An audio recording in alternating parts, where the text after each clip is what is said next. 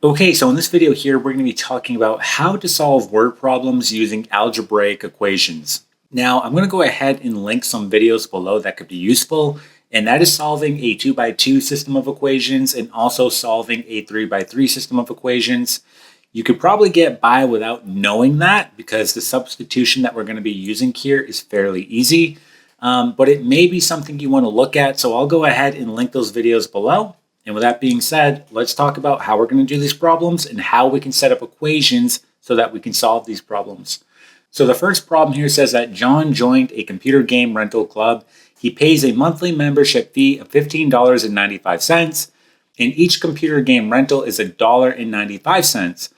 John has a budget of $45 in computer game rentals per month. What is the maximum amount of computer games he can rent each month? So we have to go ahead and set up an equation based off the information that we're provided. Now we know that each month he's going to have a fixed rate of $15.95. So I'm going to go ahead and write $15.95. Now the part that could change is how many rentals that he actually does each month. And for each rental, it's going to be $1.95. So what I'm going to do, on my fixed rate here of $15.95, I'm going to add what he could be renting each month. So for example, plus $1.95. Now, it doesn't say how many rentals he's actually going to rent each month. So what we're going to do is put a variable here. I'm going to put X. X being the amount of rentals he could do each month. And we know that this total here has to be less than or equal to $45. We cannot go over $45. So you could use an equal sign here, that's fine, but it would be more appropriate to use an inequality here. So for example, I'm going to say that this whole part here has to be less than or equal to $45 or 45, right? And from here, we're going to solve it just like we would an equation. We're going to treat our inequality sign just like an equal sign. What we do to one side, we have to do to the other side, okay?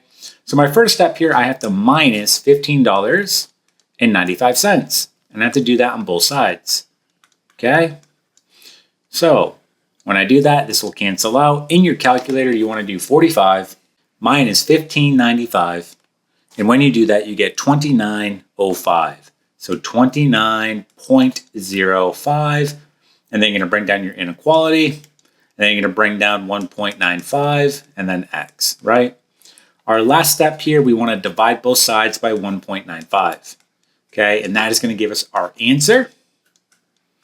So when we do that, we're going to do 29.05 divided by 1.95. And when you do that, you get 14.9, just rounding to the nearest hundredth. So I'm going to say here, X has to be less than or equal to 14.9.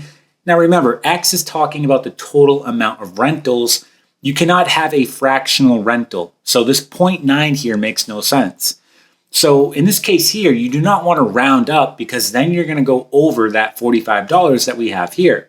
And this is where you have to use logic because, back in elementary school, you're told to round up here when you have a number like 14.9, you'd want to round that up to 15.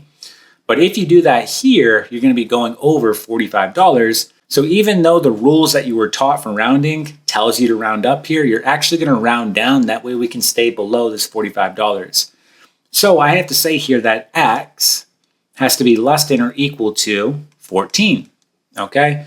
And this would be fine here. So I cannot go over 14 rentals. I can go under that. I could have 13, I could have 12, I could have 11, I could have 10, but I cannot go past 14. So it can be equal to 14, but I cannot go past that. Now, technically, I could take this inequality and improve it because right now I'm saying I could have a negative rental, meaning I could go all the way to -1, -2, -3. And logically, that doesn't make sense. But to make this answer even more accurate, what you could say here, you could say that X has to be greater than or equal to 0 and less than or equal to 14. Okay, that would be even better. That way we are clarifying that, hey, we cannot have a negative rental here. All right, so the amount of rentals that you can do each month have to be in between 0 and 14. Okay? All right, let's try another example. So here's our next example. And this one here, before I even read the problem, you are going to have to set up two different equations and you're going to solve it using a system of equations. Now, if you've never done a system of equations, I'm confident that you're going to be able to piece it together here. But again, I do have those videos below that I linked, so go ahead and check them out if you have to. But going on to this problem here, it says in 1950, 15 apples cost the same as 1 apple in 2024.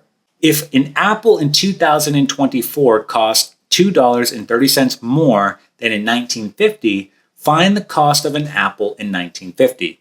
So you have two different equations here. And before you set up these two different equations, you want to define what you're talking about with variables. We have two unknowns here. So I'm going to say here x is equal to a 1950 apple. And again, we're talking about the dollar amount here, right? And then I'll say y is equal to 2024 apple, and we're talking about the cost. Now again, it doesn't matter which one you call x, which one you call y, but just make sure that you are defining them. And so from here, I can get two equations. If you read the first sentence, it says in 1950, 15 apples cost the same as 1 apple in 2024. So I could say here, 15x is going to be equal to 1y, or y, right? This equation is showing that 15 apples in 1950 is the same as 1 apple in 2024. Okay, so there's one equation, but the problem I have here, I cannot solve it because I have two unknowns. I have an x variable and a y variable, and you cannot solve for two unknowns. But if you have another equation in terms of x and y, you will be able to solve for either x or y, and I'll show you how. So we have to get another equation here. And that next equation is going to come right here where it says if an apple in 2024 cost $2.30 more in 1950, we're going to stop right there, we can get an equation there. So in other words, an apple in 2024, that's going to be y, is equal to $2.30 plus the cost of an apple in 1950. So plus x.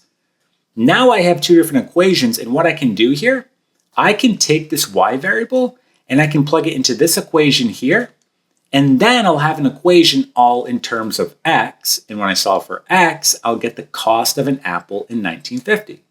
So for example, I'm going to say 15x equal to, now instead of putting y, I'm going to put what y is actually equal to. Y is equal to $2.30 plus x.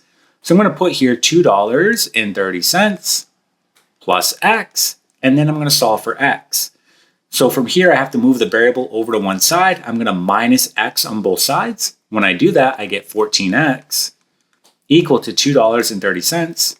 And then from here, I just have to divide. So I'm going to do $2.30, and I'm going to divide by 14. And when you do that, you get 16 cents. Again, I'm rounding to the nearest hundredth here. And so I'm going to say here, x is equal to 16 cents. Okay, and that's it. You're done. Okay, so an apple in 1950 cost 16 cents. All right, let's try another example. So here's our next example, and this one's going to be a bit more challenging because you're actually going to write out three different equations, but it really isn't too bad. So let's go ahead and read it. It says, in 2018, 3 wide receivers caught a total of 43 touchdown passes. Jones caught 2 more than David, and Henry caught 3 more than Jones. How many touchdown passes did each receiver catch? So we have 3 receivers here. We have Jones, David, and Henry. And we know that all together they caught 43 touchdown passes. So that's going to be an equation. And to keep this simple, the variables that I'm going to use here, I'm going to use the first letter of their name. So for example, I'm going to say D for David plus H for Henry, and then J for Jones is going to be equal to 43, right? And so from here, can we get another equation? Because right now I have 3 unknowns and there's no way I can solve it, okay? But it says right here, Jones caught 2 more than David. So I can say here, Jones is equal to 2 plus D for David, right? And then it says Henry caught 3 more than Jones. So I could say here, Henry is equal to 3 plus J for Jones. And so from here, if you look at J, if I plug in this J into the first equation, I get 2 plus D.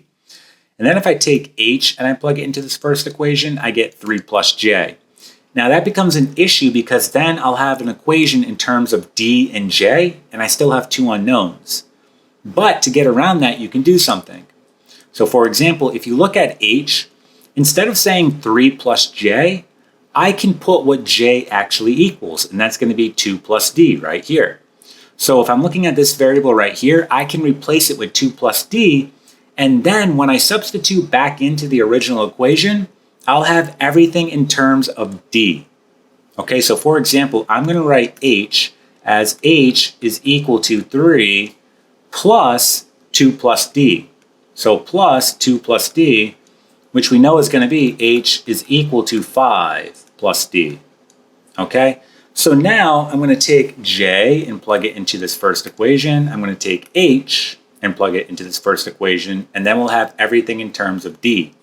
So for example, you will have d plus, what is your h?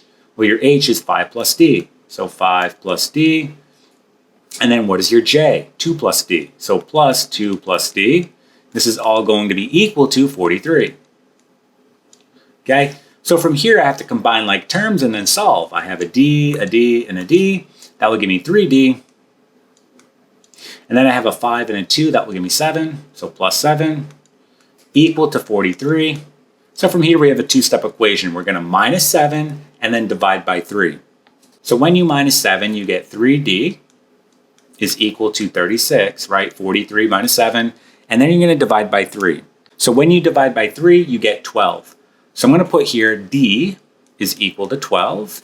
And then from here, you just go back to these equations that you formed to get j and h. So if I want to get j or Jones, I do 2 plus d. That's going to give me 2 plus 12. Or in other words, Jones caught 14.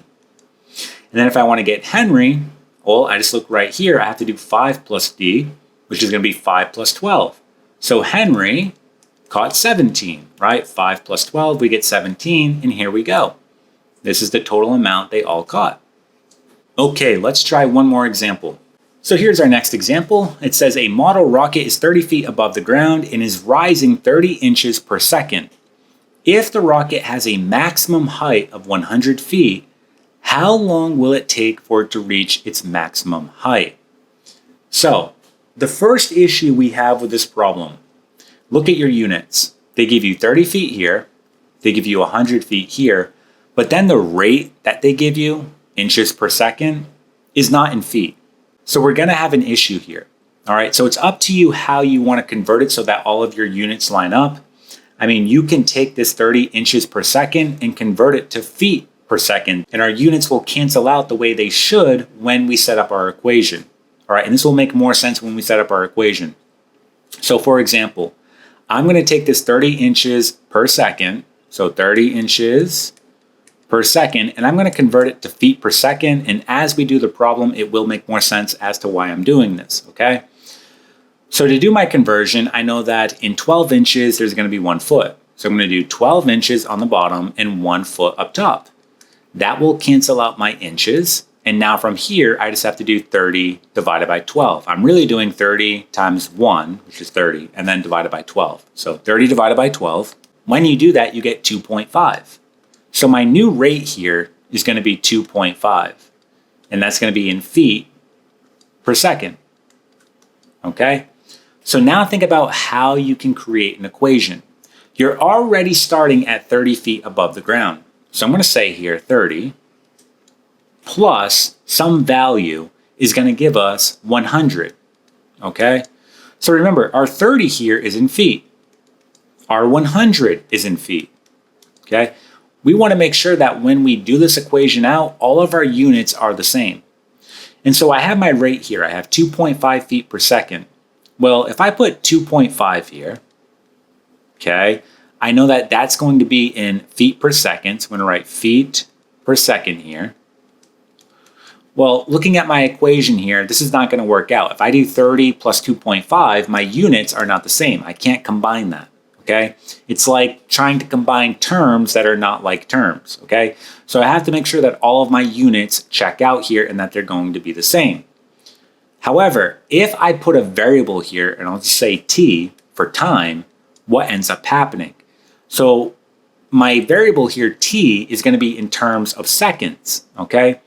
So now I'm multiplying by seconds. So I'm taking this feet per second and I'm multiplying by seconds. What ends up happening here? Well, seconds will cancel out. And now look at your equation. You have feet, and you have feet. That's your confirmation that this equation is set up correctly. All of your units have checked out. You know that you're doing the operation correctly. Now you can go ahead and solve. All right, so again, they want to know how long it will take. It says right here, how long will it take? They want a time. And you can see that the variable that we're solving for here is going to be time. Okay, so to do that, we have to minus 30 and then divide by 2.5. So you're going to do 100, and then you're going to subtract this 30 over. So you're going to get 2.5 t equal to 100 minus 30, you get 70. And then from here, you just have to divide. So you're going to do 70 divided by 2.5. And when you do that, you get 28 seconds. So I get 28 seconds here. Okay, and that's going to be your answer. So t is equal to 28 seconds. All right, so that's how long it's going to take to reach its maximum height. All right, and so that's going to do it for this video. I hope that you gained something from it. I hope that you learned something. If the video did in fact help you, if you could just go ahead and give it a thumbs up, that would be greatly appreciated. Also, make sure you subscribe. That way you get more math videos in the future, and I'll see you in the next one.